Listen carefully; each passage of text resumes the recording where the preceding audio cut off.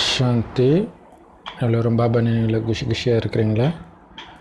7/3/2019 இன்றைய முரளின் தலைப்பு இனிமையான குழந்தைகளை. ஞானன்ற டிபார்ட்மெண்ட் தனி, யோகா டிபார்ட்மெண்ட் தனி. யோகா மூலமாக தான், அதாவது பாபாவின் நினைவின் மூலமாக தான் ஆத்மா சதோ பிரதானமாக ஆகுமே தவிர ஞானத்தின் மூலமாக ஆகிடாது. ஸோ அந்த யோகத்துக்கு தனிமை ரொம்ப முக்கியம், ஏகாந்தம் ரொம்ப முக்கியம், எல்லாத்துலேருந்தும் விடுபட்ட நிலை ரொம்ப முக்கியம். ஸோ ஞானம் மட்டும் பக்கவாக இருந்தால் போதும் அப்படின்னு இருந்துடக்கூடாது. ஏன்னா பாபா சொல்கிறார், பெரும்பான்மையான குழந்தைங்க ஞானத்தில் பக்காவாக தான் இருக்கிறாங்க, ஆனால் யோகத்தில் பெரும்பான்மையானவங்க ஃபெயிலுன்ற. ஸோ யோகம் இருந்தால் தான் சதோ பிரதானமாக முடியும், உயர்ந்த பதவி அடைய முடியும், நீண்ட ஆயுள், அதாவது ஆரம்பத்திலே பிறவி எடுக்க முடியும். ஸோ அதனால் தனிமை ரொம்ப முக்கியம். ஸோ இதில் தான் பார்த்திங்கன்னா டக்குன்னு குடும்பத்தை விட்டுட்டு போய் சரண்டர் ஆகுறவங்க ரொம்ப ரொம்ப ரொம்ப கொடுத்து வச்சவங்க. ஆனால் அங்கேயும் கணக்கு வழக்கு வரும், அது வேறு விஷயம். பட் இருந்தாலும் குடும்பத்தில் இருக்கிற அந்த பற்றுக்கு கம்பேர் பண்ணும்போது வெளியில் வர பற்று பெருசாக இருக்காதுன்னு தான் நினைக்கிறேன், இல்லையா? ஸோ இந்த குடும்பத்தில் இருக்கிற பற்று பாசம் அது ஒரு மிகப்பெரிய சங்கிலி, குறிப்பாக மாத்தாஸ்க்கு. சரி, கேள்வி.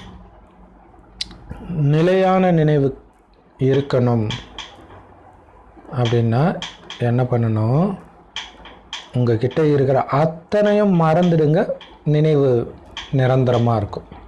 இல்லை என் உடம்பு, என் ட்ரெஸ்ஸு, என் வீடு, என்னுடைய கணவன், மனைவி, குழந்தை எல்லாத்தையும் மறந்துடுங்க, தானாக புத்தி பாபா கிட்ட மட்டும் இணையும்.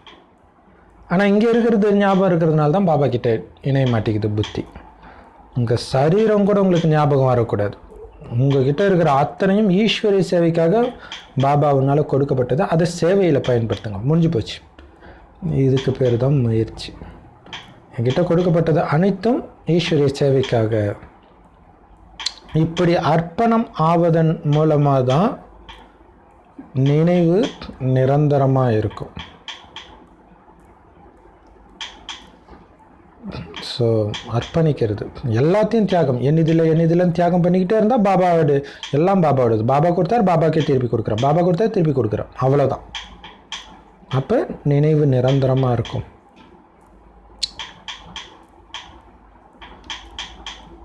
குழந்தைகளாகிய நீங்கள் அப்பாவை அன்பாக நினைவு செஞ்சீங்கன்னா அவரும் உங்களை நினைவு பண்ணுவார்.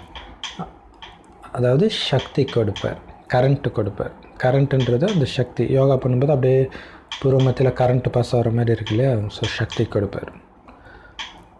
அதன் மூலமாக தான் நம்ம பாவம் எரியுது, ஆயுள் அதிகரிக்குது, சதா ஆரோக்கியமானதாக ஆத்மா மாறுது. ஸோ இதுக்கு ஆதாரம் நிரந்தர நினைவு. ஸோ அப்பாவும் என்னை நினைக்கணும்னா நான் அந்த அளவுக்கு அப்பாவை நினச்சிட்டே இருக்கணும். ஸோ இது ஒரு பிரதர் சொல்லியிருந்தார், ஒரு கவிதை மாதிரி. அதாவது, நான் உன்னை நினைக்கலை அப்படின்னா நீ டக்குன்னு வேறு யாரையாவது நினைக்க ஆரம்பிச்சிடும். நீ யாரையுமே நினைக்கக்கூடாது, நீ என்னை மட்டும்தான் நினைக்கணும். அப்போ நான் என்ன பண்ணணும்? என் நினைவுனால உன்னை கட்டி போடணும், என்னை விட்டுட்டு நீ எங்கேயுமே போயிடக்கூடாது. ஸோ அந்த மாதிரி பாபாவை நினைக்கிறவங்கள தான் பாபாவை நினைப்பார், சக்தி கொடுப்பார், சதப்பிரதானமாக ஆத்மா மாறும். ஸோ அந்த பாபாவை தவிர எதுவுமே என்னது இல்லை, க்ளீன் பண்ணிக்கிட்டே இருக்கணும் ஆத்மாவை. இல்லை கோயிலில் சாமிக்கு அபிஷேகம் பண்ணிக்கிட்டே இருக்கிற மாதிரி ஆத்மாவை க்ளீன் பண்ணிக்கிட்டே இருக்கணும். ஸோ வேறு எதுவுமே வர விட்டுறக்கூடாது. பாபா பாபா பாபா, சித்தம் எல்லாம் எனக்கு சிவமயமேன்றாங்களே, ஸோ அந்த மாதிரி சிவபாபா தவிர வேறு எதுவுமே புத்தியில் இருக்கக்கூடாது. ஓம் சாந்தி. யோகா வேறு, ஞானம் வேறு, ரெண்டு வெவ்வேறு விஷயம். பாபா கிட்ட இருக்கிற அத்தனை மிகப்பெரிய பொக்கிஷங்களையும் குழந்தைங்களுக்கு பாபா கொடுக்குறார். எந்த குழந்தைக்கு கொடுக்குறாரு? யார் அதிகமாக நினைவு செய்கிறாங்களோ அந்த குழந்தைக்கு கொடுக்குறார். அவங்களுக்கு தான் பாபா கரண்ட்டும் கொடுக்குறார், சக்தி கொடுக்குறார். ஏன்னா நினைவின் மூலமாக தான் நினைவு கிடைக்கிது. உங்களை பாபா நினைக்கணும்னா நீங்கள் பாபாவை நினைங்க, தானாக அவர் உங்களை நினைப்பார். இதுதான் நியமம். அதான் பாபா சொல்ல, முதலடி நீங்கள் தான் எடுத்து வைக்கணும், பிறகு உங்களுக்கு உதவி கிடைக்கும். அதுதான் உதவி பாபா கிட்டேருந்து பெறுவதற்கான விதி. முக்கியமானதே இங்கே நினைவு தான். ஞானம் பக்காவாக புரிஞ்சுக்கிட்டாங்கன்றதுக்காக அவங்க பாபா நினைவில் இருக்கிறாங்கன்னு சொல்லிட முடியாது. ஞான லாகா வேறு, யோகா லாகா வேறு டிபார்ட்மெண்ட், வேறு இலாக்கா. அதுலேயும் யோகா மிகப்பெரிய பாடம். ஞானம் ஒரு வினாடி ஞானம் தான். நாராயணனாக இருந்தால் நாராயணன் ஆகணும், அதுக்கு அப்பாவை நினைக்கணும். ஆனால் அந்த நினைவு அதில் தான் மாயை யுத்தம் பண்ணும். ஸோ யோகத்துக்கு கம்பேர் பண்ணும்போது ஞானம் கொஞ்சம் கம்மி தான், பவரு கம்மி தான் இல்லையா? ஸோ இதுதான் பெரிய விஷயம். சில வானியில் பாபா ஞானி குழந்தைங்களை எனக்கு பிடிக்கும்னாரு. இன்றைக்கி பாபா சொல்கிறாரு யோகத்துக்கு கம்பேர் பண்ணும்போது ஞானத்துடைய சக்தி கம்மி தான். யோகாவின் மூலமாக மட்டும்தான் ஆத்ம சதப்பிரதானமாகும், வேறு வழியே கிடையாது. யோகா பாபா நினைவு பண்ண ஆத்ம சதப்பிரதானம் ஆகும். நினைவில்லாமல் சதப்பிரதானம் ஆகுறதுன்றது சாத்தியமே கிடையாது. ஸோ அதிகமாக பாபா நினைவு செய்கிறதுனால தான் உங்கள் ஆத்மா சதப்பிரதானம் தூய்மை ஆகுது. பாபா சொல்ற முழு நாளும் நீ என்னை நினச்சி உருகலைன்னா நானும் ஒன்று நினைக்க மாட்டேன். எப்படி சொல்கிறாரு பாருங்க. ஏன்னா அவர் நினச்சி உருகிற குழந்தை நிறையா இருக்கும்போது அவர் எதுக்கு நம்ம பின்னாடி சுற்றணும்? குழந்தைங்க நல்லா பாபாவை நினைவு செய்யும் பொழுது தான் அந்த நினைவு பாபாவை டிஸ்டர்ப் பண்ணி அவரும் நினைக்கிறா இந்த குழந்தை என்ன நினைக்குது பாருங்க. தந்தையே உங்கள் நினைவுனால கவர்ந்து இழுக்கிறீங்க. இது உருவாக்கப்பட்ட விளையாட்டு. அந்த நினைவு நமக்கு அதுவும் இப்போ நல்ல பாபா குழந்தைக்கு 4-5 வருஷம்லாம் ஆகும்போதெல்லாம் கிளியராக தெரியும். திடீர்னு ஒருத்தரை நினைப்போம், கரெக்டாக அவங்கக்கிட்ட ஃபோன் வரும். அதாவது நம்ம நினைக்கிறது இல்லை, திடீர்னு அவங்க நினைவு வரும், பார்த்தா ஃபோன் வரும். அப்போ அவங்க நினைக்கிறது நமக்கே டச் ஆகுதுன்னா அப்போ பாபாவுக்கு எப்படி டச் ஆகும் இல்லையா? ஏன்னா அவர் எப்போவுமே தூய்மையாக இருக்கிறவர். இப்போ குழந்தை நினைக்கும்போது அப்பாவை கவர்ந்து இழுக்குது, அப்பாவும் நம்மளை நினைக்கிறார். இதுதான் உருவாக்கப்பட்ட விளையாட்டு. நினைவு நிரந்தரமாக இருக்குன்னா மிகவும் தனிமை தேவை. எதுக்கு குடும்பத்தை தூக்கி கடைசிட்டு காட்டுக்கு போனாங்க அப்போ? அந்த தனிமைக்காக. ஆனால் இப்போ நீங்கள் குடும்பத்தில் இருக்கணும், என்ன பாபா பண்ணுறது தனிமைக்கு? போ சாமி ரூமுக்கு போ, மொட்டை மாடிக்கு போ, மாடியே இல்லையா பக்கத்தில் ஏதாவது கோயில் இருக்கும், கூட்டமே வராத கோயிலுக்கு போ, எவ்வளோ இடம் இருக்குது, பார்க்குக்கு போ, பீச்சுக்கு போ. அங்கே விகாரம் இருந்தால் கண்ணை முடிக்க. ஏன்னா நமக்கு தெரிஞ்சவங்க பேசினா தான் நமக்கு டிஸ்டர்ப் ஆகும், தெரியாதவங்களும் பேசலாம் டிஸ்டர்ப் ஆகாது இல்லையா? இல்லை வாக்கிங் போ, வாக்கிங் போகும்போது தனியாக தானே இருக்கிறோம். ஏன்னா தெரியாத வாய்ஸு எதுவுமே நம்மளை டிஸ்டர்ப் பண்ணாது. ஆனால் நம்ம வீட்டில் சும்மா ஸ்லைட்டாக பேசினா கூட அது டிஸ்டர்ப் ஆகும். ஸோ தனிமை ரொம்ப முக்கியம். தனிமை ரொம்ப ரொம்ப முக்கியம். நிறைய பேர் தனிமை பயமாக இருக்குது. தனிமை ஒரு பெரிய கிஃப்ட் அது இல்லையா? தனிமை கிஃப்ட்டு. கணவன் இல்லாமல் கல்யாணம் பண்ணாமல் வாழ முடியாதா? மனைவி இல்லாமல் வாழ முடியாதா? நாளைக்கு நான் தனியாகிட்டா என்ன பண்ணுவேன்? தனியாகிறது தான்ப்பா லட்சியமே இங்கே இல்லையா? ஸோ அதுக்கு நாம் வருத்தப்பட வேண்டாம், சந்தோஷம்தான் படணும். அது கிஃப்ட்டு. ஏன்னா அவங்களுக்கு தான் நினைவை டிஸ்டர்ப் பண்ணுற மாதிரி எதுவும் இருக்காது. அதிகமாக நினைவு பண்ண முடியும். அதுலேயும் கடைசியில் வராங்க பாருங்க. ஆக்சுவலாக நம்மளும் பார்த்திங்கன்னா கடைசியில் தான் வந்திருக்கிறோம் இல்லையா? ஸோ அப்போ கடைசியில் வரவங்களும் உயர்ந்த பதவி அடையணும் அப்படின்னா அதுக்கு ஆதாரம் அதிகப்படியான நினைவு தான்.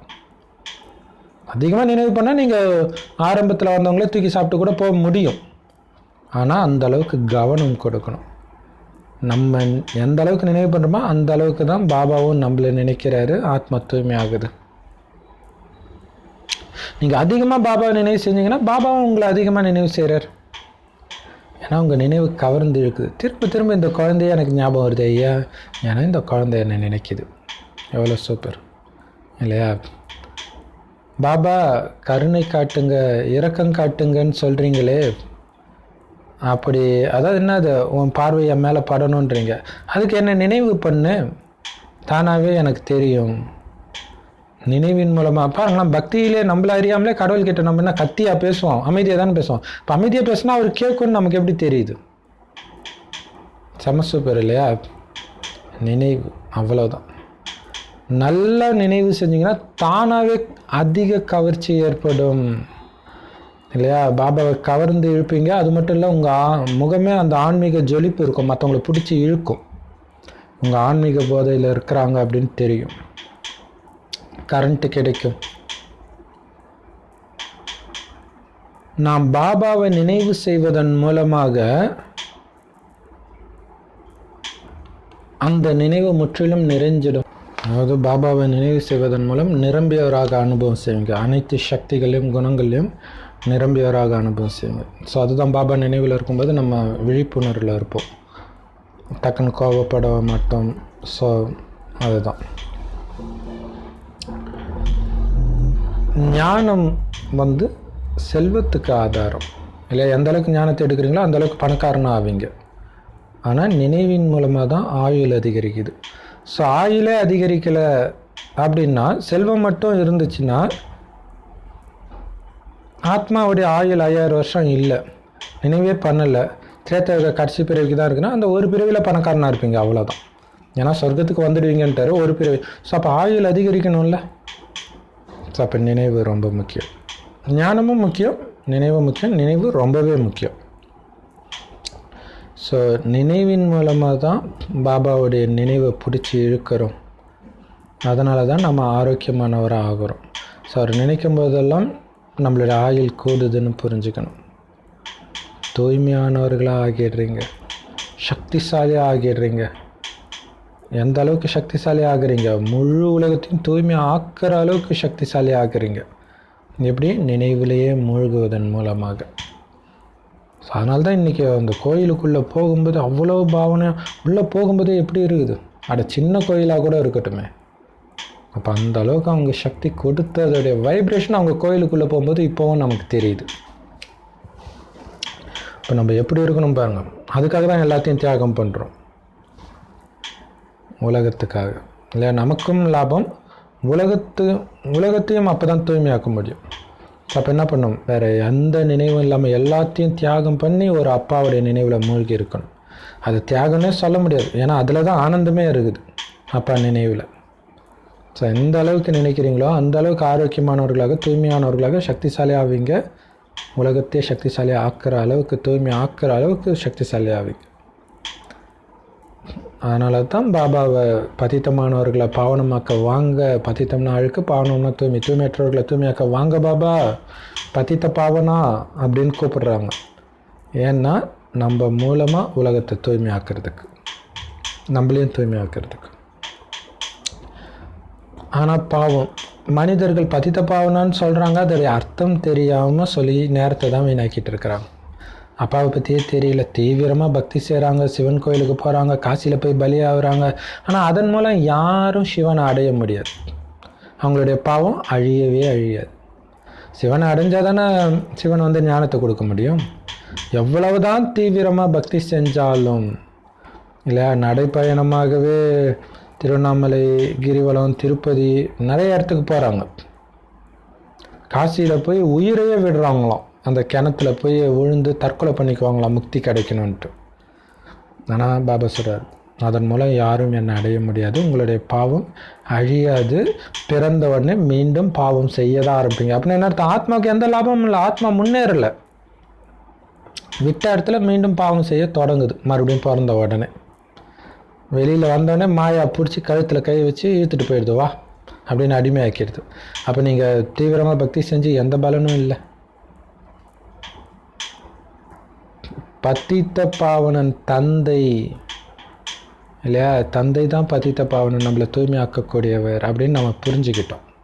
அப்போ அவர்கிட்ட தான் நம்ம பலியாகணும். அப்போ அவரை தெரிஞ்சுக்கணும். தெரிஞ்சிக்காமல் போய் தீவிர பக்தி பண்ணுறதுனால எந்த லாபமும் இல்லை. பாருங்கள், பக்தினால எந்த லாபமும் இல்லைன்ட்டு இப்போ ஆரம்பத்தில் பாபா சொல்லிட்டு இருக்கார். போக போக பக்தியுடைய சில நல்ல விஷயத்தையும் பாபா இன்னைக்கு வானிலை சொல்ல. ஸோ ரெண்டுமே புரிஞ்சுக்கணும். அப்படின்னா சுத்தமாக மோசம்னு அர்த்தம் கிடையாது, பட் லாபம் கிடையாது.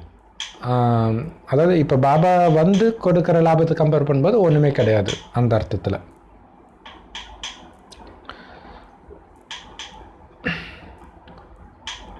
ஸோ தந்தை தான் நம்மளை தூய்மையாக்க முடியும், பாவத்தை அழிக்க முடியும் தெரிஞ்சிச்சுல்ல. அப்போ தந்தைக்கிட்ட நேரடியாக பலியாகணும். அவர் சொல்கிற மாதிரி ஈஸ்வரி சேவையில் தன்னை அர்ப்பணிச்சுக்கணும். சிவனும் சங்கரரும் ஒன்று தான் நினச்சிக்கிறாங்க பாங்க, இதுதான் அஞ்ஞானம். அது கிடையாது. அடிக்கடி பாபா கொடுக்குற மகா மந்திரம் என்ன? மன்மனாபாவை என்னை நினைவு செஞ்சால் தூய்மையாகிடுவீங்க. நினைவு செஞ்சுக்கிட்டே இருங்க, ஞாபகப்படுத்திக்கிட்டே இருக்கார். அப்போ என்னை நினைவு செய்யுங்கன்னு எதை சொல்கிறார்? ஒளிப்புள்ளியை சொல்கிறார், சங்கர் சொல்ல. அதன் மூலம் நீங்கள் காலன் மீது வெற்றி அடைகிறீங்க. எந்த அளவுக்கு நினைவு செய்கிறதுல நீங்கள் முயற்சி பண்ணிகிட்டே இருக்கிறீங்களோ அந்த அளவுக்கு மாயையும் தடையை உருவாக்கிக்கிட்டே தான் இருக்கும். ஏன்னா மாயாவுக்கு தெரியும், நீங்கள் அப்பாவை நினைவு செஞ்சீங்கன்னா மாயாவை எட்டி உதச்சிடுவீங்க, மாயாவை விட்டுட்டு போயிடுவீங்க, மாயாவை டைவர்ஸ் பண்ணிடுவீங்கன்னு தெரியும். அதனால தான் மாயா விட மாட்டேங்குது. என்னை விட்டு ஓடி போக முடியுமான்ட்டு மாயா தொடர்ந்துக்கிட்டே இருக்குது, தடையை உருவாக்கிக்கிட்டே இருக்குது. அதில் எந்த அளவுக்கு அதிக முயற்சி பண்ணுங்களோ அந்தளவுக்கு அதிகமாக தடையை ஏற்படுத்துது. ஆனால் எந்த அளவுக்கு அதிகமாக தடை ஏற்படுத்தோ அந்தளவுக்கு நீங்கள் இன்னும் அதிகமாக முயற்சி செஞ்சு அதை உடச்சிட்டு போகணும். ஏன்னா காலன் மீதே வெற்றி அடைகிறீங்க, மரணத்தையே வெற்றி அடைகிறீங்க. ஸோ அப்போ புரிஞ்சுக்கணும், மாயையும் கூட சண்டை போடுறதுனாலே நீங்கள் பெருமை தான் படணும். நான் அந்தளவுக்கு முயற்சி பண்ணுறேன், ஸோ பயந்துடக்கூடாது. ஏன்னா பாபாவுடையவரை ஆகுறீங்கன்னாலே எல்லாத்தையும் நீங்கள் தியாகம் பண்ணுறீங்கன்னு அர்த்தம். உற்றார், உறவினர், செல்வம் எதுவும் ஞாபகத்துக்கே வரக்கூடாது. ஸோ அப்படி எல்லாத்தையும் நீங்கள் தியாகம் பண்ணுறதுனால தான் உங்களுக்கு சொர்க்கன்ற ஆஸ்தியே பாபா கொடுக்குறார். ஆனால் மாயா விட மாட்டேங்குது. ஏன்னா இது மாயையுடைய ராஜ்யம், ராவணனுடைய ராஜ்யம். விட்டுடுவீங்கல்ல, அதனால தான் பாபாவை நினைக்க விட மாட்டேங்குது. நீ பாபாவை நினைச்சாதானே இதெல்லாம் விடுறதுக்கு உனக்கு சக்தி வரும். உன்னை நான் நினைக்கவே விட மாட்டேனே அப்படின்ட்டு விதவிதமான ரூபம், சின்ன சின்ன பிரச்சனை, காமம், கோபம், கவர்ச்சி, வெறுப்பு, ஏதாவது ஒரு விஷயத்தில் சிக்க வச்சுக்கிட்டே இருக்கும். எதை பற்றியும் கவலைப்படாமல் உங்கள் கண்ணுக்கு பாபா மட்டும்தான் தெரியணும், வேறு எதுவுமே நினைவுக்கு வரக்கூடாது. எந்த சொந்தக்காரங்களும் சேர்த்து வச்ச பணமோ எதுவுமே, புகழோ எதுவுமே ஞாபகத்துக்கு வரக்கூடாது. நான் ஆத்மா பரமாத்மாவுடைய குழந்தை, கூப்பிட்டா போகிறதுக்கு தயாராக இருக்கிறேன், இதே தான் மைண்டில் இருக்கணும். கடைசி நேரத்தில் சாகும்போது ஊன்றுகோல் ஞாபகம் வந்தால் கூட சொர்க்கத்துக்கு போக முடியாதுன்னு ஒரு கதை இருக்குது இல்லையா? ஸோ அது இப்போத்தைய விஷயம். எல்லாத்தையும் மறக்க வைக்கிறார், எல்லா பொருளையும் விட வைக்கிறார்.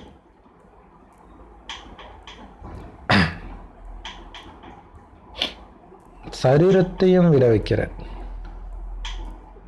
ஆனால் உலகத்தில் யாருமே சரீரத்தையும் நினைக்காதீங்க அப்படின்னு சொல்கிறது கிடையாது, பாபா தான் சொல்கிறார். அதேமாதிரி குருமார்கள் கூட எல்லாத்தையும் விட வைக்கிறாங்க. ஆனால் உடம்பையும் நீ நினைக்கக்கூடாதுன்னு அவங்க சொல்கிறது கிடையாது, பாபா தான் சொல்கிறார். உடம்பையும் மறந்துடுங்க, பக்தி மார்க்கத்தின் விஷயத்தையும் விட்டுடுங்க.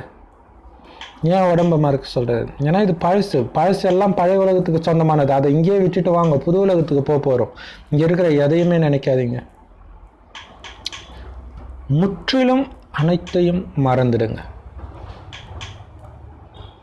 எதெல்லாம் உங்ககிட்ட இருக்குதோ அத்தனை ஈஸ்வரிய சேவையில் பயன்படுத்துங்க, முடிஞ்சு போச்சு இல்லையா?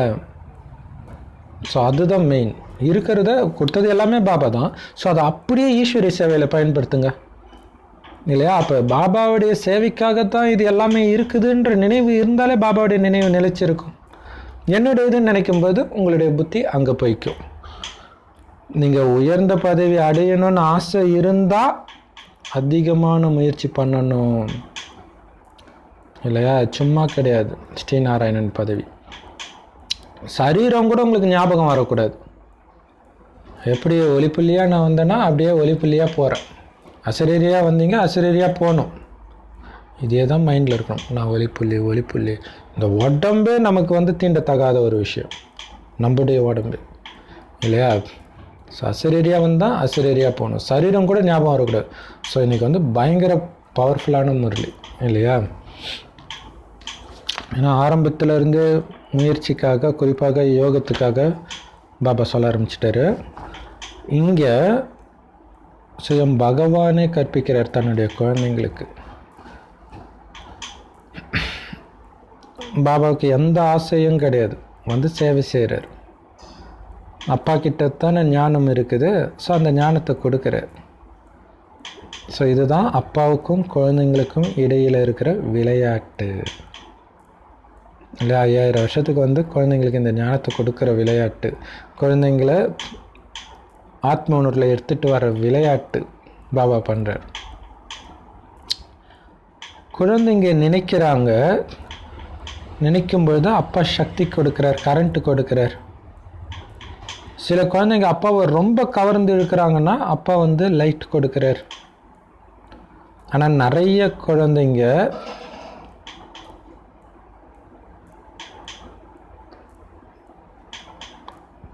கவர்ந்து இழுக்கலை.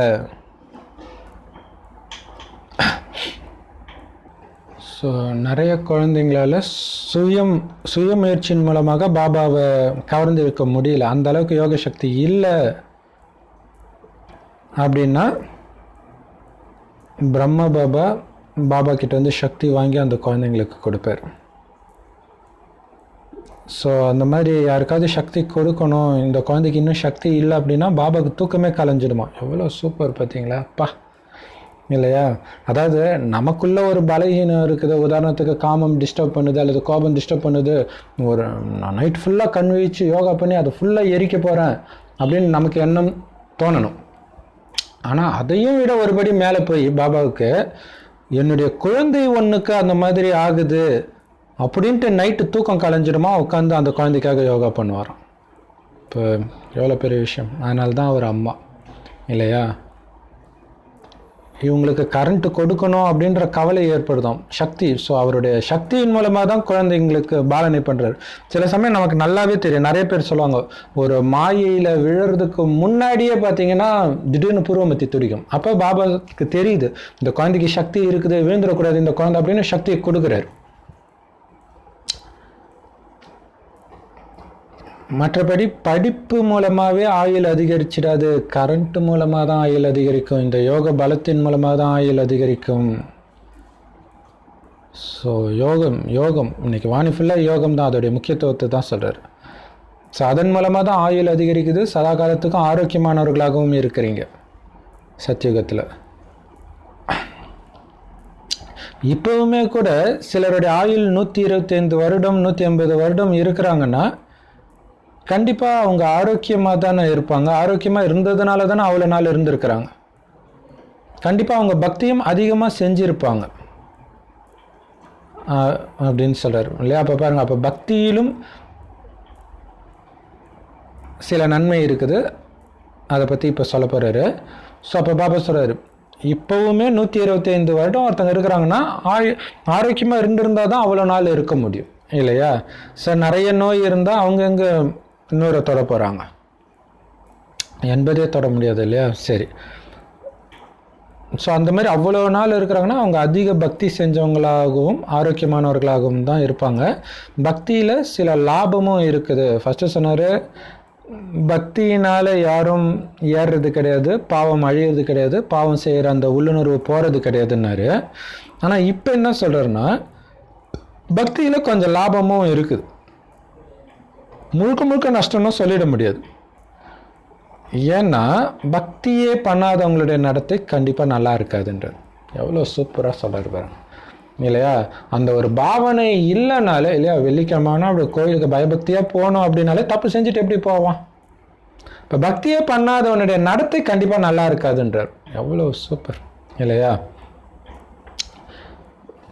பக்தியில் பகவானை பற்றி தெரிஞ்சுக்காட்டா கூட அவர் மேலே நம்பிக்கை இருக்குது, இல்லையா? கடவுள்னு ஒருத்தர் இருக்காருன்ற நம்பிக்கை இருக்குது பக்தி பண்ணுறவனுக்கு. அதனால் அவன் தொழிலையும் பொய் சொல்ல மாட்டான், பாவம் செய்ய மாட்டான். பாருங்க எவ்வளோ சூப்பர், இல்லையா? கோபப்பட மாட்டாங்க. அதனால தான் பக்தர்களுக்கும் மகிமை இருக்குது. ஆனால் எப்போ இந்த பக்தி ஆரம்பமாச்சுன்னு எந்த பக்தர்களுக்கும் தெரியல. ஞானம் பற்றி தெரியவே தெரியாது, பக்தி எப்போ ஆரம்பிச்சதுன்னு தெரியாது, ஞானம்னு ஒன்று இருக்குதுன்னு ஞானத்தை பற்றி எதுவுமே தெரியாது. பக்தி என்னெல்லாம் பக்தின்னு தெரியும், ஆனால் எப்போ ஆரம்பிச்சதுன்னு தான் தெரியாது. ஆனால் ஞானத்தை பற்றி எதுவுமே தெரியாது. பக்தியும் நாளுக்கு நாள் பயங்கர பவர்ஃபுல்லாக ஆகுது, சக்திசாலி ஆகுது. ஆனால் எப்போ இந்த ஞானத்துடைய பிரபாவம் ஏற்பட ஆரம்பிக்குதோ ஒருத்தருக்கு, அப்போ பக்தி முற்றிலும் அவர்கிட்ட இருந்து விடுபட்டுருது. ஞானம் கிடைச்ச பிறகு பக்தி தேவையில்லை, இல்லையா? இது துக்கம் சுகம் கலந்த விளையாட்டு, பக்தி ஞானத்தின் விளையாட்டு, இல்லையா? துக்கம் முடிஞ்சால் சுகம், அதாவது நரகம் முடிஞ்சால் சொர்க்கம். பக்தி முடிஞ்சால் ஞானம், பக்தின்றது நரகம், ஞானங்கிறது சொர்க்கம். இப்படி தான் இந்த விளையாட்டு உருவாக்கப்பட்டிருக்கு, பாதிக்கு பாதின்ட்டு.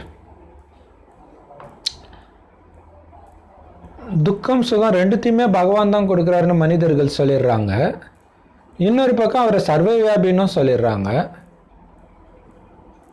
சர்வவியாபினா அவரால் எதுவுமே கொடுக்க முடியாது, எல்லாமாவும் அவரையாவே இருக்கிறாருன்னு ஆகிடும். ஸோ அதுதான் அர்த்தம். கீதையில் நான் இதுவாக இருக்கிறேன் அதுவாக இருக்கிறேன்னு அர்த்தம். எல்லாமாவும் இருக்கிறேன். அப்போ அவர் எதுவுமே பண்ணுறதில்ல, எப்படி மாறுதோ அப்படியே அவர் மாறிக்கிறேன்ற மாதிரி ஆயிடுது. அப்போ எப்படி அவர் தனியாக உட்காந்து உங்களுக்கு சுகத்தையும் துக்கத்தையும் கொடுக்க முடியும்? அது மட்டும் இல்லாமல் ரெண்டுத்தையும் அவர் கொடுக்கறதும் கிடையாது, சுகத்தை மட்டும்தான் கொடுக்குறாரு. சுகம் வேற, துக்கம் வேற. நாடகத்தை பற்றிய ஞானம் புரியாததுனால எதையுமே அவங்க புரிஞ்சிக்கலை. இத்தனை ஆத்மாக்களும் ஒரு உடம்பை விட்டுட்டு இன்னொரு உடம்பை எடுக்கும்னு உங்களுக்கு தான் தெரியும். ஸோ எடுக்கிறது ஆத்மான்னு உங்களுக்கு தான் தெரியும், வேற யாருக்கும் தெரியாது. ஸோ அப்போ அந்த ஆத்மான்ற உணர்வுலேயே நாம் இருக்கிறோம். சத்தியுகத்தில் ஆத்மா அபிமானியாக, சத்தியுகத்தில் நாமெல்லாம் ஆத்மா அபிமானியாக இருந்தோம் அப்படின்னு எங்கேயுமே சொல்லப்படலை. பாபா தான் இப்போ அதை தெரியப்படுத்துகிறார். சத்தியுகத்தில் நீங்கள் ஆத்மாபிமானியாக இருந்தீங்க, இப்போ அதுக்காக பயிற்சி பண்ணுங்கள். ஆத்மான்னு உணர்ந்து அப்பாவை நினைவு பண்ணி தூய்மையாகுங்க. ஏன்னா அது தூய்மையான சுகம் நிறைந்த இடம், சுகதாமம். அங்கே போகணுன்னா நீங்கள் தூய்மையாகணும். தூய்மை ஆகணும்னா அப்பா நினைவில் இருக்கணும், ஆத்மா உணர்வில் இருக்கணும். ஸோ ஆத்மானு புரிஞ்சு என்னை நினைவு பண்ணிக்கிட்டே இருங்க. அது தூய்மையான உலகம், இது எதுவுமே தெரியாது, எந்த வேதத்திலையும் போடலை, இல்லையா? அது தூய்மையான இடம் சத்தியுகம் அப்படின்னு தெரியாது. இதே பூமி தான் சொர்க்கமாக இருந்துச்சுன்னு யாருக்கும் தெரியாது. இது எல்லாத்தையும் பாபா இப்போ தான் நமக்கு சொல்லி கொடுக்குறாரு.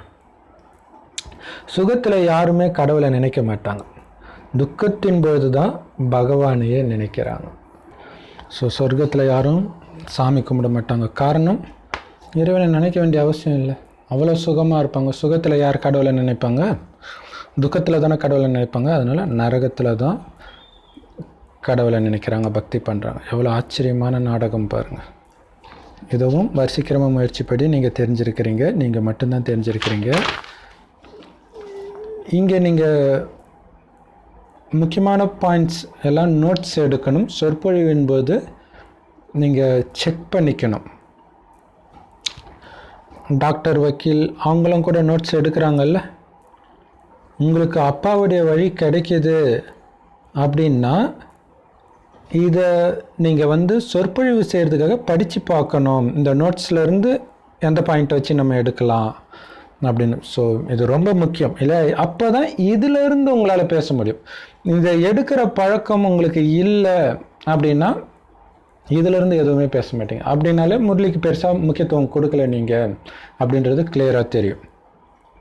ஸோ அதுக்கு தான் பாபா சொல்கிறார். ஸோ பாபா பாயிண்ட்லேருந்து பேசணும் அப்படின்னா இதிலேருந்து நம்ம குறிப்பை எடுக்கணும். பிரம்மா உடலில் சிவபாபா பிரவேசிக்கிறார். இன்னொரு விஷயம் பாபா சொல்லியிருப்பார், புது புது கருத்துக்கள் இருக்கு இல்லையா, நீங்கள் எழுதிட்டு புத்தம் புதுசாக புரிய வைக்கணும். ஏன்னா பழசு வேலைக்கு ஆகாது இல்லையா? எப்போவுமே 7 நாள் கோர்ஸ் ஒரே மாதிரியே கொடுத்துக்கிட்டே இருக்கிறாங்கன்னா புதுசாக எதுவுமே அவங்க எடுக்கவே இல்லைன்னு அர்த்தம் இல்லையா? அதுக்கு எதுக்கு சீனியர்? அது 7 நாள் கோர்ஸ் எடுத்த உடனே இன்னொருத்தர் கொடுக்கலாமே இல்லையா? சரி, பாபா சொல்கிறாரு, சிவபாபா உங்களுக்கு புரிய வைக்கும்போது பிரம்மா பாபாவும் தான் அதை கேட்குறாரு. பிரம்மா வாய் வழியாக சிவன் பேசினாலும் அதை பிரம்ம பாபாவே கேட்டுட்டு தான் இருக்கிறாரு. ஏன்னா ஒருவேளை சிவபாபா இந்த புது விஷயத்தெல்லாம் சொல்லணும்னா உங்களுக்கு சொல்கிற அளவுக்கு எனக்கு மட்டும் என்ன தெரியும்? சிவபாபா கிட்ட இருந்து தான் நானுமே இந்த ஞானத்தை கேட்குறேன். சிவபாபா தான் சொல்கிறாரு, இது பல பிறவிகளின் கடைசி பிறவியில் நீங்கள் இருக்கிறீங்க. பிரம்மாவுடைய சித்திரமும் இருக்குது, விஷ்ணுவுடைய சித்திரமும் இருக்குது. நீங்கள் வர்ஷிக்கிரமமாக இப்போ ராஜ்யத்துக்கு போக போகிறீங்க. எதன் ஆதாரத்தில் வர்ஷிக்கிரமம் ஏற்படுது? எந்த அளவுக்கு நினைவு செய்கிறீங்களோ அதன் ஆதாரத்தில். எந்த அளவுக்கு நினைவு பண்ணுறீங்களோ, எந்த அளவுக்கு தாரணை பண்ணுறீங்களோ, ஞானத்தை குணங்களாக மாற்றுறீங்களோ, அந்த அளவுக்கு உயர்ந்த பதவியை அடைவீங்க. ஸோ அதுதான் பிரம்மா விஷ்ணுடைய சித்திரம். என்ன பிரம்மா, அதிலும் குறிப்பாக மகாவிஷ்ணு படுத்துட்டு இருப்பார். அவர் தொப்புளில் இருந்து தாமரை கொடி வரும், தாமரை மேலே பிரம்மா இருப்பார். பின்னர்த்தம் விஷ்ணு பிரம்மாவாகிறாரு, பிரம்மா தான் விஷ்ணு ஆகிறார். ரெண்டு பேரும் ஒருத்தர் தான் அப்படின்னு குறிக்குது. இன்னொரு விஷயம் பார்த்தீங்கன்னா, விஷ்ணு படுத்துட்டு இருப்பார் இல்லையா? ஸோ விஷ்ணுவுடைய கடைசி காலத்தில் உயிர் தேழறார் பிரம்மா. ஸோ எழுதி வச்சுக்க வேண்டியது ரொம்ப ரொம்ப ரொம்ப முக்கியமானது. இன்னும் கேட்டிங்கன்னா, ஜென்ரல் வீடியோ போடும்போதே பார்த்திங்கன்னா ஏற்கனவே ஹிண்ட்ஸ் எடுத்து வச்சு அதையும் இன்னும் சுருக்கி ஒரு 2-3 கீவேர்டாக போட்டு அப்படி பேசினா மட்டும்தான் எல்லா பாயிண்ட்டையும் நம்மளால் கவர் பண்ண முடியும். இல்லைன்னா இவ்வளோ நேரம் பேசி இந்த முக்கியமான விஷயத்தை விட்டுமே அப்படின்னு தோணும். சரி, ஏன்னா புது புது பாயிண்ட்டை வச்சு புரிய வைக்கும்போது தான் ஈஸியாக புரியும். பழசு வேலைக்கு உதவாது. ஸோ அதனால் கண்டிப்பாக நீங்கள் நோட்ஸ் எடுக்கணும், அதை திரும்ப படிக்கணும். அது ரொம்ப முக்கியம். ஏன்னா ஒரு இடத்துல போய் சொற்பொழி நடத்த வச்சா இந்த பாயிண்ட்டை சொல்லியிருந்தால் இன்னும் ஈஸியாக புரிஞ்சிருப்பாங்களேன்னு தோணும். அது மட்டும் இல்லை, சில சமயம் ஃபோனில் விவாதம் வரும்போது கூட இந்த பாயிண்ட் சொல்லியிருக்கலாமே அப்படின்னு தோணும். ஸோ அதுக்கு தான் இந்த பாயிண்ட்டை பற்றியே நம்ம சிந்தனை பண்ணிக்கிட்டே இருக்கணும். பாபா சார், நீங்கள் எல்லாருமே ஞானத்தின் பேச்சாளர்கள் தான், ஆனால் வரிசைக்கிரமமாக இருக்கிறீங்க. எல்லாரையும் விட சிலர் நல்ல மகாரதிகளாக இருக்கிறாங்க. பிரம்ம பாபா பாபாவோட இணைஞ்சு இருக்கிறாங்க. மம்மா எல்லாரையும் விட நல்லா புரிய வைக்கிறாங்க. குழந்தைங்களுக்கு சம்பூர்ண மம்மாவுடைய சாட்சாத்காரம் செஞ்சிருக்கிறாங்க. எங்கேயாச்சும் அவசியம் தேவை ஏற்படுது அப்படின்னா பாபாவும் பிரவேசமாகி தன்னுடைய காரியத்தை செஞ்சிடுவார். ஸோ நிறைய பேருக்கு பாபா காட்சி காட்டியிருக்கிறாரு. மம்மாவுடைய பர்ஃபெக்ட் ஸ்டேஜ். மம்மா சரீரத்தில் இருக்கும் பொழுதே சூக்ஷ்மவாதனவாசியம் அம்மாவை பாபா நிறைய பேர் காட்டியிருக்கிறார். ஸோ அது சூப்பராக இருக்கும். எனக்கு கூட பாபா குழந்தை ஆன புதுசில்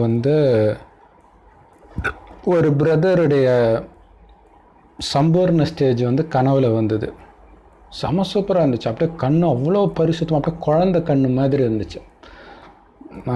பயங்கரமாக இருக்கும். ஸோ அதுமாதிரி பாபா மம்மாவுடைய காட்சி நிறைய பேருக்கு காட்டியிருக்கிறாரு.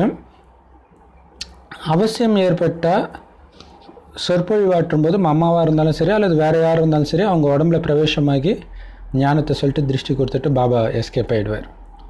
ஸோ இதை புரிஞ்சுக்கணும். திடீர்னு என்னன்னு தெரியல, செம வைப்ரேஷனாக இருந்துச்சு.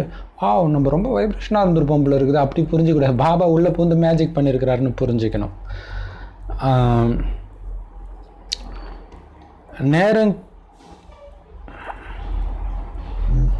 நேரம் கிடைக்கும் பொழுது படிக்கிறோம். ஸோ படிப்புக்குன்னு கொஞ்சம் நேரம் ஒதுக்குறாங்க. மற்றபடி முழு நாளும் தொழில் தான் பண்ணிகிட்டு இருக்கிறாங்க, ஆஃபீஸ்க்கு போகிறது அது மாதிரி. இருந்தாலும் ஞானத்தை சிந்தனை பண்ணுறதுக்கு நீங்கள் நேரம் ஒதுக்கணும், அமைதி வேணும். ஸோ அது ரொம்ப முக்கியம் இல்லையா? தனிமையில் உட்காந்து நீங்கள் இந்த ஞானத்தை சிந்தனை பண்ணணும், அதுக்குன்னு டைம் ஒதுக்கணும். சூப்பராகவே இருக்கும் அது இல்லையா? நீங்கள் பாபாவை நினச்சிட்டு உட்காந்துட்டு இருந்தாலே தானாகவே ஞான பாயிண்ட்டும் வர ஆரம்பிக்கும். ஸோ யாருக்காவது நீங்கள் சக்தி கொடுக்கணும் அப்படின்னா நம்ம சக்தி கொடுக்கணும். குறிப்பாக நல்ல சேவை செய்கிற குழந்தைக்கு ஏதோ ஒரு மாயா வருது அல்லது உடம்பு சரியில்லை அப்படின்னா நம்ம சக்தி கொடுக்கணும். ஸோ நிறைய தாதிங்க அது மாதிரி யாருக்காவது உடம்பு சரியில்லைனா கூட சென்டரில் யோகதானம் பண்ண சொல்லுவாங்க இல்லையா? ஸோ அதை எப்படி பண்ணணும் அதை பாபா சொல்கிறார். எப்படி பண்ணணும் அப்படின்னா, அவங்க முகம் தெரியும் இல்லையா, அதை நம்ம நினச்சிட்டு அவங்க பூர்வ மத்தியில் ஆத்மாவை டக்குன்னு முகத்தை மறந்து வெறும் ஆத்மாவை பார்க்கணும். ஃபஸ்ட்டு முகத்தை பார்த்து அடுத்தது ஆத்மாவை நினைவு பண்ணணும். ஸோ இந்த மாதிரி யுக்தியை உருவாக்கி யோகதானம் பண்ணுங்க, சக்தி கொடுங்க. ஸோ குறிப்பாக நல்ல சேவை செய்கிற குழந்தைங்களுக்கு ஏதாவது ஒரு உடம்பு சரியில்லை, ஏதோ ஒன்று ஆகுதுன்னா கண்டிப்பாக நம்ம இந்த மாதிரி யோகதானம் பண்ணணும். ஸோ அதில் நிறைய விஷயம் இருக்குது. அதாவது அவங்க குணமாகணும்னு பண்ணலை, அதை புரிஞ்சுக்கணும். ஏன்னா கர்ம கணக்கு வந்து அவங்க அனுபவிச்சு தான் ஆகணும். ஆனால் அந்த நேரத்தில் உடலை பற்றிய எண்ணம் அவங்களுக்கு வந்துடக்கூடாது. ஸோ ஆத்மாவுக்கு சக்தி தேவை. ஸோ அதை பண்ணிகிட்டு இருக்கிறோம். ஏன்னா உடல் ரொம்ப பலகீனமாக இருக்கும்போது தான் வீண் எண்ணம் வர ஆரம்பிச்சிடும். தானாகவே நம்ம கண்ட்ரோல் இல்லாமல் வந்துடும். ஏன்னா புத்தி நம்ம கண்ட்ரோல் இல்லாமல் இருக்குது இல்லையா. ஸோ அதுக்கு தான் அவங்களுக்கு நீங்கள் ஹெல்ப் பண்ணணும். நல்லா இருக்கிறவங்க, யோகத்தில் பக்காவாக இருக்கிறவங்க உதவி பண்ணணும். எப்படி உதவி பண்ணணுன்றதை சொல்கிறார் இல்லையா. பாபாவை நினச்சிக்கிட்டு கொஞ்சம் அந்த ஆத்மாவையும் முகத்தை நினச்சி அப்புறம் முகத்தை மறந்து வெறும் ஆத்மாவை மட்டும் பார்த்து சக்தி போகுது, தூய்மை ஆகுது, அதுக்கு பாதுகாப்பாக தூய்மையின் சக்தி கவசமாக இருக்குது, அது போன்ற எண்ணங்களை உருவாக்கிக்கிட்டே இருக்கணும். தந்தையை நினைவு செஞ்சு உங்களை ஆத்மான்னு புரிஞ்சுக்கிட்டு அந்த ஆத்மாவையும் கொஞ்சம் நினைவு செய்யணும். ஸோ அப்போ அந்த ஆத்மாவுக்கு சக்தி போகுன்றார். ஸோ இது வந்து ஒரே இடத்துல தான் உட்காந்துட்டு கொடுக்கணுமா அப்படின்னா அப்படியும் கிடையாது. நீங்கள் நடந்தாலும் காரியம் செஞ்சாலும் இது புத்தினால் செய்கிறது தான் இல்லையா. ஸோ சமைக்கும்போது, சாப்பிடும்போது அப்பாவை நினைவு பண்ணிவிட்டு அந்த ஆத்மாவை நல்லா இருக்கணும் அப்படின்ற சுபமான எண்ணம் வச்சுக்கிட்டே இருக்கணும். ஸோ மற்றவங்களுக்கு சக்தி கொடுக்கணும்னா நீங்கள் இரவு கண் விழித்து பண்ணலாம். ஸோ அந்த மாதிரி நிறைய பேர் பண்ணுறவங்க அதாவது கொஞ்சம் பேர் இருக்கிறாங்க. ஸோ அது வந்து பிரம்ம பாபா கண்டினியூஸாக பண்ணுவார். அப்படி அதிகாலையில் எழுந்து பாருங்களேன், ஏன் இவங்க இப்போ பிராமண பரிவாரத்தில் சமஸ்காரம் முதல் வருது, ஏன் இப்படி வருதுன்னு பாபாட்ட புலம்புவாங்க. ஆக்சுவலாக என்ன பண்ணணும், புலம்பக்கூடாது, சக்தி கொடுக்கணும். இரவு கண் விழித்து பாபாட்ட புலம்புறது இல்லை. நீங்கள் பார்த்துக்க பாபா நினைவில் இருந்துட்டு அந்த ஆத்மாவை நினைக்கும் போது கொஞ்சம் கொஞ்சமாக அந்த ஆத்மா விழிப்பு நிலை. ஏன்னா அது மாயின் வசமாகி இருக்குது, மயங்கி கிடக்குது இல்லையா. சரி, அதிகாலையில் எழுந்து எந்த அளவுக்கு பாபாவுடைய நினைவில் மூழ்கி இருக்கிறீங்களோ அந்த அளவுக்கு கவர்ச்சி ஏற்படும். பாபாவை கவர்ந்து எழுப்பீங்க, பாபாவும் உங்களுக்கு சக்தி கொடுப்பார், லைட் கொடுப்பார். ஸோ இங்கே பாபா லைட்டு கொடுப்பார், கரண்ட்டு கொடுப்பார்னு சொல்கிறது எல்லாமே எதை சொல்கிறாரு, சக்தி கொடுக்கறத சொல்கிறார். ஏன்னா குழந்தைக்கு சக்தி கொடுக்கறது தான் அப்பாவுடைய காரியமே. ஸோ எப்போ குழந்தைக்கு அதிக சக்தி தேவைப்படுதோ அப்போ பாபா வந்து அதிகமாகவே நினைவு செய்வாங்க. ஸோ அது வந்து ரெண்டு பாபாவுமே நினைவு செய்வாங்க, பிரம்ம பாபாவும் சிவபாபாவும். ஏன்னா பாபாவும் சக்தி கொடுப்பார், ஆத்மாவை நினைவு செஞ்சு சக்தி கொடுக்க வேண்டி இருக்குது. இந்த பிரம்ம பாபாவும் சக்தி கொடுப்பார் இல்லையா. ஸோ உடல் அடுத்தது ஆத்மாவை பார்க்கணும், ஆத்மாவுக்கு சக்தி கொடுக்கணும். இதைத்தான் கருணை அல்லது ஆசீர்வாதம் எப்படி வேணாலும் சொல்லலாம். ஒருவேளை நல்லா சேவை செய்கிற குழந்தைக்கு ஏதோ ஒரு நோய் வந்துடுச்சு அப்படின்னா பாபாவுக்கு கருணை வருதான். இரவு கண் விழித்து, அதாவது பிரம்ம பாபா வந்து இரவு கண் விழித்து அந்த சேவாதாரி ஆத்மாவை நினைவு செய்வாராம். ஏன்னா அந்த ஆத்மாவுக்கு சக்தி தேவைப்படுது. எவ்வளோ பவர்ஃபுல் பாருங்க, எவ்வளோ சூக்ஷ்மமான விஷயம் பாருங்க. நினைவு செய்யும் பொழுது அதுக்கு கைமாறாக பாபாவும் நினைவு செய்கிறார். குழந்தைங்க மேலே தந்தைக்கு அதிக அன்பு இருக்குது.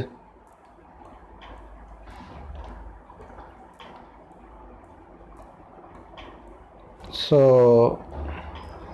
எந்த குழந்தை அது மாதிரி இரவு கண் விழித்து பாபாவை நினைவு செய்தோ அந்த குழந்தை மேலே பாபாவுக்கு அதிக அன்பு இருக்குது. ஸோ அப்போ பாபாவும் குழந்தைய நினைக்கிறாரு, பிறகு அந்த அன்பு இந்த குழந்தைக்கும் சென்றடையும். எந்த குழந்தைக்காக பாபா யோகதானம் பண்ணுறாரோ அந்த குழந்தைக்கும் சென்றடையும். ஸோ இதில் தான் பயிற்சி தேவை, முயற்சி தேவை, உழைப்பு தேவை. மற்றபடி ஞானம் ரொம்ப ஈஸி.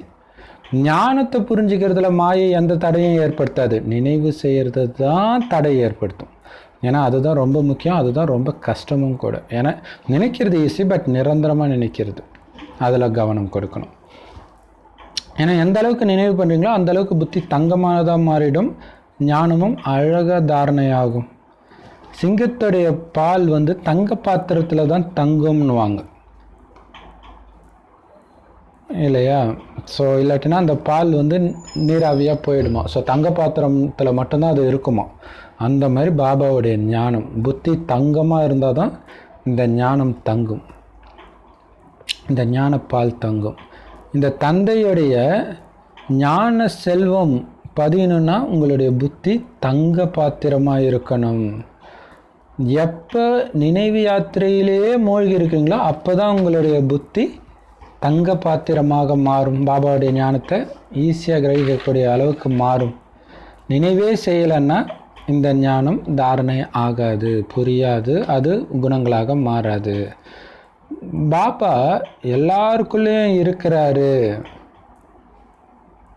அப்படின்னு நினைக்காதீங்க. எல்லாருக்குள்ளேயும் இருக்கிறத தெரிஞ்சுக்குவாருன்னு நினைக்காதீங்க, இல்லையா? அப்படிலாம் கிடையாது.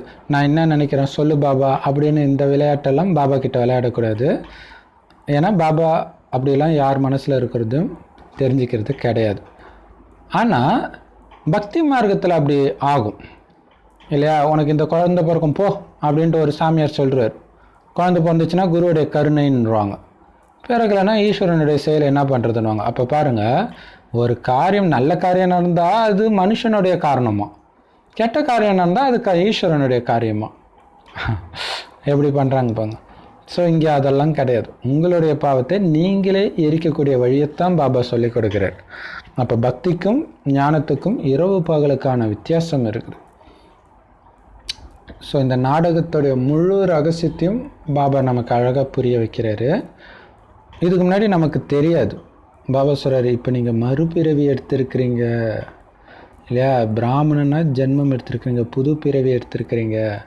ஸோ ஞானம் தெரிஞ்சோடனே நீங்கள் புது பிறவி எடுத்திருக்கிறீங்க. இப்போ நாம் தேவதையாக ஆகிட்டு இருக்கிறோம் அப்படின்னு புரிஞ்சுக்கிறீங்க. இந்த லக்ஷ்மி நாராயணனுக்கு எப்படி இந்த ராஜ்யம் கிடச்சிது, பிறகு அதை எப்படி இழந்தாங்கன்ற தலைப்பில் கூட நீங்கள் பேசி புரிய வைக்கலாம். ஸோ முழு சரித்திர பூகோளத்தையும் நாங்கள் உங்களுக்கு புரிய வைக்கிறோம் அப்படின்னு சொல்லி புரிய வைங்க. இந்த பிரம்ம பாபா கூட என்ன சொல்கிறாரு, நான் லக்ஷ்மி நாராயணனை பூஜை செஞ்சுட்டு வந்தேன், கீதை படிச்சுட்டு இருந்தேன். ஆனால் எப்போ பாபா பிரவேசமானாரோ அப்போவே எல்லா பக்தியும் விட்டுட்டேன். ஏன்னா எனக்கு காட்சி கிடச்சிருச்சு. சிவனை நினச்சாதான் பாவம் அழியும் அப்படின்னு பாபா சொல்லிட்டாரு, என்ன இப்படி நினைக்கணும் அப்படின்ட்டு. அதனால் ஸோ இதில் கீதை படித்து தெரிஞ்சுக்கிற விஷயம் எதுவும் கிடையாது. கீதையில் இந்த விஷயம் இல்லவும் இல்லை தெளிவாக. ஸோ பாபா இப்போ பிரம்மா உடலில் இருக்கிறாரு, இருந்து இந்த ஞானத்தை கொடுத்து பக்தியை ஃபுல்லாக விட வச்சார். அவருக்கு ஒன்றும் கோயிலில் போய் சிவனுடைய காட்சி கிடச்சி பக்தியை விடலை, தானாகவே பக்தியை விட்டுட்டார். ஸோ அது தமிழில் வந்து கோயிலுக்கே அவர் போனதில்லை, சிவன் கோயிலுக்கு அப்படின்னு போட்டிருக்குறாங்க. பட்டு மற்ற லாங்குவேஜில் வேறு மாதிரி போட்டிருக்கு. சரி, மொத்தத்தில் பக்தி தானாகவே போயிடுச்சு, முற்றிலும் போயிடுச்சு. பாபா ஞானம் கொடுத்த உடனே போயிடுச்சு. ஸோ பாபா வந்து அவர் வாய் வழியாக ஞானத்தை கொடுத்து போக வைக்கிறார், ஏதோ காட்சி காட்டி திடீர்னுலாம் போக வைக்கல. படைப்பவரை பற்றியும் படைப்பை பற்றியும் முழு ஞானம் அவர் புத்தியில் வந்துடுச்சு. அப்பாவை தெரிஞ்சுக்கிட்ட உடனே எல்லாத்தையும் தெரிஞ்சுக்கிறீங்க. அதனால் அதிசயமான தலைப்புகளை எழுதுங்க, மனிதர்கள் ஆச்சரியப்படணும், கேட்குறதுக்கு ஓடி வரணும், அந்த மாதிரி தலைப்பை உருவாக்குங்கன்றார். ஸோ இப்போ இன்டர்நெட்டில் வீடியோ சேவை செய்கிறவங்களுக்கும் இது யூஸ்ஃபுல்லாக இருக்கும், இல்லையா? ஆச்சரியப்படுற மாதிரி தலைப்பு வைங்க. கோயிலுக்கு போய் லக்ஷ்மி நாராயணன் உலகத்துக்கு எஜமானராக இருக்கும்போது வேறு என்ன மதம் இந்த பூமியில் இருந்துச்சுன்னு யார்கிட்ட வேணாலும் போய் கேட்டு பாருங்கள். பாரதம் மட்டும்தான் இருந்துச்சு, வேறு எந்த மதமும் இல்லைன்னு சொல்கிறீங்கல்ல. அப்படி இருக்கும்போது சத்தியுகத்துக்கு லட்சக்கணக்கான வருடங்கள் நீங்கள் எப்படி சொல்ல முடியும்?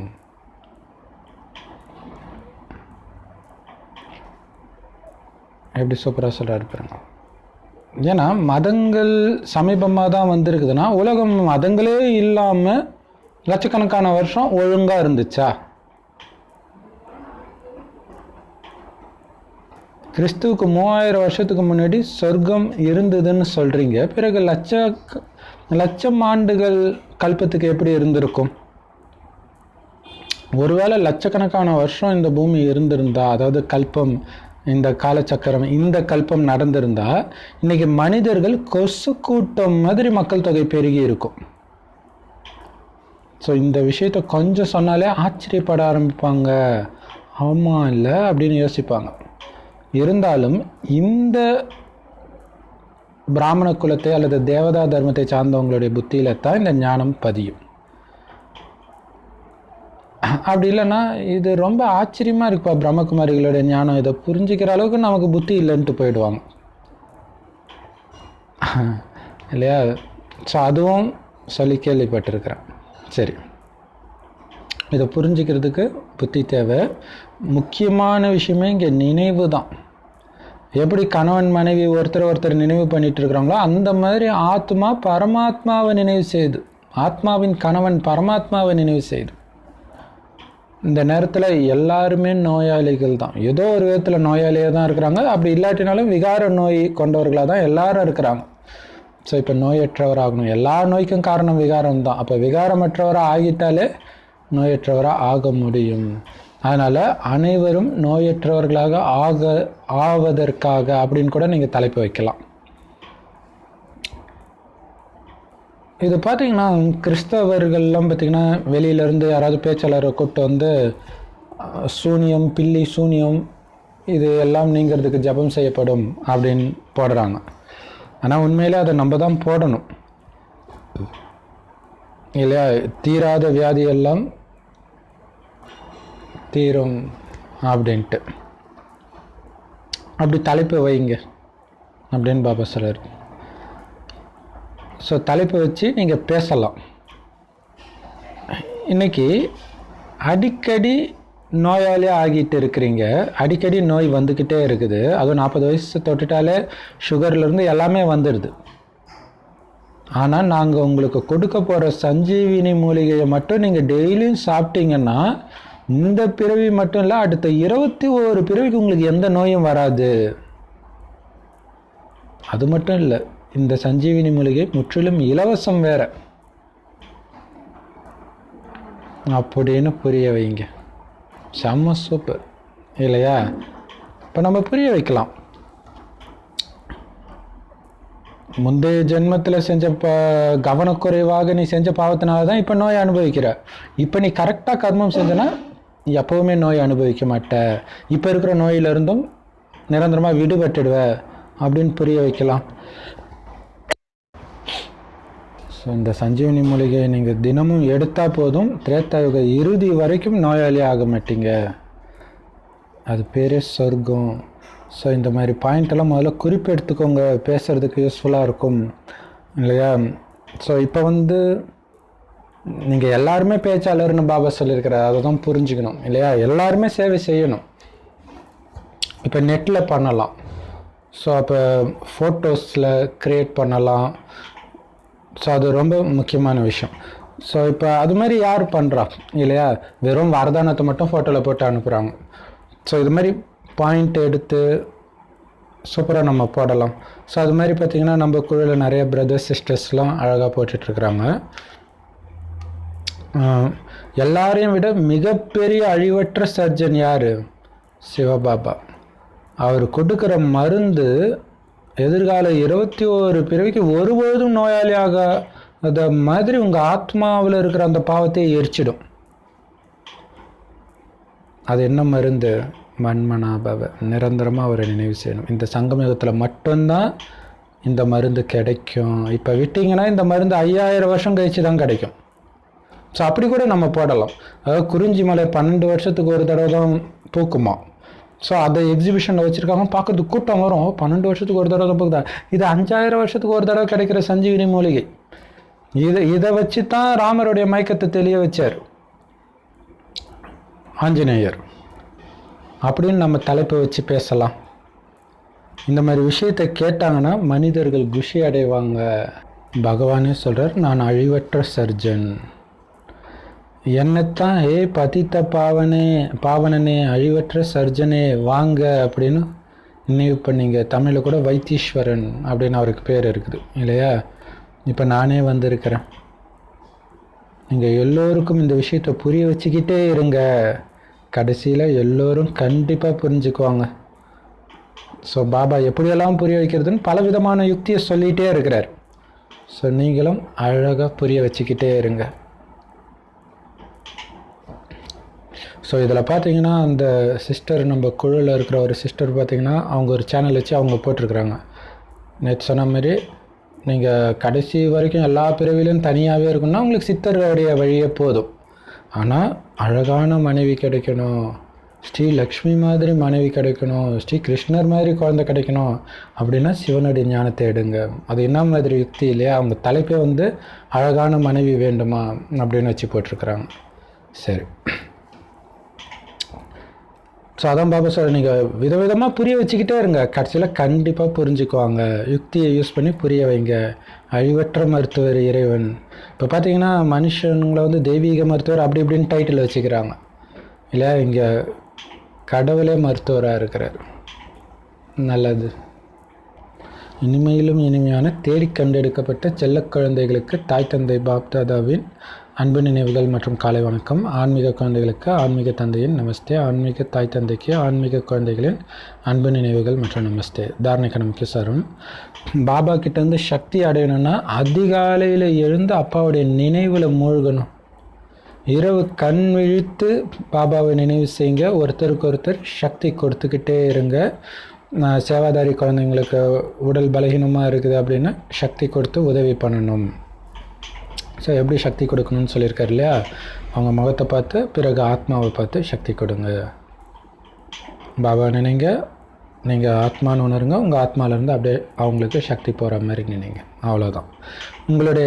உங்களுதுன்னு எதெல்லாம் இருக்குதோ, பணம், பொருள், உடல், புத்தி எல்லாத்தையும் ஈஸ்வர சேவையில் பயன்படுத்துறதன் மூலம் அதை பயனுள்ளதாக ஆக்குறீங்க. ஸோ இந்த பழைய உலகம் ஃபுல்லாக மறந்து ஒரு பாபாவுடைய நினைவில் இருக்கணும். ஸோ ஒரு பாபா நினைவில் இருக்கணும்னாலே மற்ற அனைத்தையும் மறக்கணும். அதுக்கு பேர் தான் முழுசாக பலியாகிறது. அதாவது அனைத்தையும் பாபாவுடைய சேவையில் ஈடுபடுத்துறது, அதுதான் முழுமையாக பலியாகிறது. அதேமாதிரி ஆத்மா அபிமானியாக ஆகிற முயற்சி பண்ணணும், முழுசாக முயற்சி பண்ணணும். வரதானம் உன்னுடையது என்னுடையதுன்ற குழப்பத்தெல்லாம் முடிச்சிட்டு கருணையின் உணர்வை வெளிப்படுத்தக்கூடிய கருணை நிறைந்தவர் ஆகுங்கள். விளக்கம். ஸோ அடிக்கடி ஏதாவது ஒரு குழப்பம் வருது தான் இல்லையா? போர் வருது, குறிப்பாக இயற்கை சீற்றங்கள், சுனாமி, புயல் இது மாதிரி வருது அப்படின்னா எல்லோரும் அப்படியே பதறாங்க. கடவுளே உனக்கு கண்ணிலே என்னை காப்பாற்ற மாட்டியான்னு கருணைக்காக பிச்சை கேட்குறாங்க. அந்த மாதிரி நேரத்தில் உங்கள் பக்தர்கள் தான் அவங்க இல்லையா? அவங்க கூக்குரல் கேட்ட உடனே உங்களுக்குள்ளே இருக்கிற அந்த தாய் அன்பை எடுத்துகிட்டு வாங்க. ஏன்னா ஜகத்தின் தாய் நீங்கள் தானே. அந்த ஜகத் மாதா பார்வதி தேவியாக மாறுங்க. அந்த பூஜ்ய ஸ்வரூபத்தின் கருணை உணர்வை தாரணை பண்ணுங்க. அந்த கருணையின் சொரூபமாக மாறுங்க. ஸோ முழுக்க முழுக்க அந்த தாயாகவே நீங்கள் மாறுறீங்க. அந்த முழுமை நிலையை நீங்கள் உருவாக்குறீங்க அப்படின்னா இந்த உலகத்தில் துக்கம் முடிஞ்சிடும். ஸோ அதனால் இந்த துக்கம் நிறைந்த நரகத்தை சொர்க்கமாக மாற்றணும் அப்படின்னா நல்ல உள்ளுணர்வின் அலையை தீவிர வேகத்தோடு பரப்புங்க. அப்போ உன்னுடையது என்னுடையது அந்த பற்று குழப்பம் எல்லாமே முடிஞ்சிடும். ஸோ ஒரே லைனில் சொல்லணும்னா பூஜ்ய ஸ்வரூபத்தில் இருங்க. கருணை அதிர்வலைகளை பரவ செய்யுங்க. அந்த தூய்மையின் அதிர்வலைகள் இல்லையா? ஏன்னா தூய்மையின் சக்தி இல்லாதனால தான் இவ்வளோ துக்கம் வருது. ஸோ தூய்மையின் அதிர்வலைகளை பரவ வைங்க. இப்போ தானாகவே குழப்பம் முடிஞ்சிடும் அப்படின்னு பாபா சொல்கிறார். ஸ்லோகன். வீண் எண்ணங்கள்னு சுத்தியில் வச்சு பிரச்சனைன்ற மலையை உடச்சிட்டு நேரத்தை வீணாக்கிறதுக்கு பதிலாக ஃபரிஸ்தாவாகி டக்குன்னு பறந்து போயிடுங்க. பிரச்சனைகள்ன்ற மலையை கடந்து பறந்து போகுங்க. ஏன்னா ஒரு பிரச்சனையை சால்வ் பண்ணுறேன்னு முட்டிக்கிட்டு இருந்தீங்கன்னா கடைசி வரைக்கும் முட்டிக்கிட்டே இருக்க வேண்டியதான். டக்குன்னு பறந்து போயிடுங்க. அவ்வளோதான். ஸோ இதுதான். ஸோ பிரச்சனை பண்ணிகிட்டு இருக்கிறாங்கன்னா விலகி போயிடுங்க. பாபா சார் மலையை போய் முட்டிக்கிட்டே இருந்தீங்கன்னா விலகி தானே போவீங்க, விலகி போங்கன்றார். இல்லை பறந்து போயிடுங்க. ஸோ பிரச்சனையை பற்றி யோசிக்காதீங்க. பாபா நான் நாராயணம்ப்பா, அதுதான் உங்கள் போதையில் இருக்கணும். சுற்றி என்ன வேணாலும் நடக்கட்டும், அது பிராமண பரிவாரமோ லௌகிக பரிவாரமோ என்ன வேணாலும் நடக்கட்டும், நான் நாராயணன் உலகத்துக்கு சக்தி கொடுக்குறேன், அவ்வளோதான். ஸோ ஃபரிஸ்தாவாகி ஒரே ஜம்பில் எகிரி போயிடுங்க. ஸோ முட்டிகிட்டு இருக்காதீங்க அப்படின்னு சொல்கிறார். ஸோ அதுதான். பிரச்சனையெல்லாம் சால்வ்லாம் பண்ணவே முடியாது இல்லையா? இப்போ பாண்டவர்கள் கௌரவர்கள் பிரச்சனை எப்படி சால்வ் பண்ண முடியும்? அதே மாதிரி தான் இப்போ நடக்கும். எல்லாருக்குமே அநீதி நடக்கிற மாதிரியே தான் இருக்கும். அது அப்படி தான் நடக்கும். நம்மளுடைய கர்ம கணக்கு முடியுது. நீங்கள் டக்குன்னு மேலே பறந்து போயிடுங்க ஃபரிஸ்தாவா. தானாகவே பிரச்சனை அது முடிகிற நேரத்தில் முடிஞ்சுக்கும். ஓம் சாந்தி. Love you Bap Dada. Thank you Bap Dada. குஷியாக இருங்க, குளிர்ச்சியாக இருங்க.